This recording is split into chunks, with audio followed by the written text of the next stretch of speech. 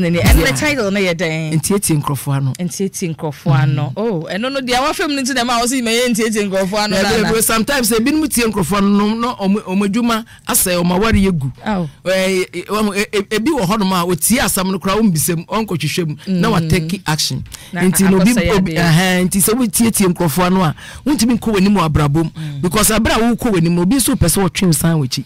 Nti wo Entie Tie Nkrofo Ano mo bie wadwem what you say na de wo pese baby wo pese wudu no making sure so be kokudu. All right. And no sisi an title Entie Tie Nkrofo Ano. And him fa na ebenya anymore. Okay, me friends online Bernice Ansah music. Okay. YouTube, Facebook, Bebia Bernice Ansah music. Oh, beautiful. So obi here ono ya ayejuma obi pese bia no what I say. And no sir, no how do we get to you? Okay, ma'am, it's me the number to jam. Okay, sure. All right, my number is 0243 539 416. 0243 539 416. 0243 539 416. Okay. Na me da Ghana fo nyina se. Me da maboafo nyina, metiefo nyina, me da mekunu so ase, me da me mani nyina ase. Obi biara oye under Bernice Ansah.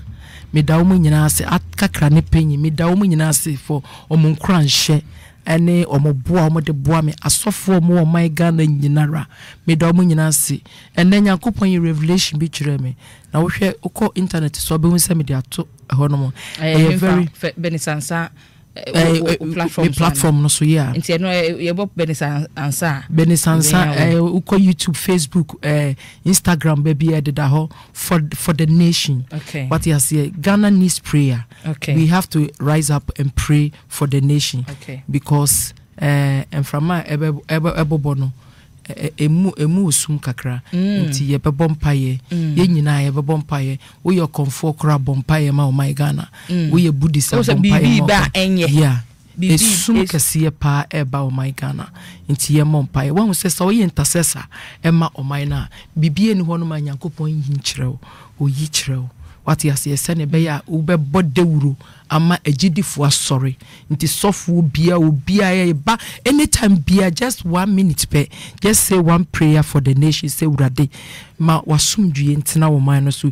yesuma eba free o man no so yamania eba free o man no so mribi urade yi kire me bibi kire me hu say Ghana nyina ye one ship mu na ye one middle of the sea and a sea ship na sinke asinke abedu na ha obi ayesa wo free mu a untumi free because we yesa wo free ma ukotonsu mi boni de ro bebre what ya senyame adom asofo na difo ne mpanyimfo mo tie na sopam no ye sheda mo bompaye erade yi free yeso nti me say enye fame na mepe enye say bia political eyibia me pa mo chaw it's only Ghana nti nyame yi kire me pa mo chaw omoma ye mompaye na yankoton social on my Ghana sa social biba ewrade yi on my Ghana me kasa kra wo sie gume what you say enye bibia me a me hu ade no me hu dwiri me behwe video mo se na me wo so me nware me surfing pass up me 90 na metna ho na me start say me ye say obi a oyegidi ni bia baby a obi a chase say obebom paye obi beka say Bernice Ansah didi amen ana wokososo dai Ghana for di nim kasa but me sramo mamon fa ne say Bernice Ansah ne kan ye mon fa ne say ye hintasam awrade aye dan adane di a kire o my Ghana e wodaye mu what you see and then there was so adaye trust na ye ba beto aso me nada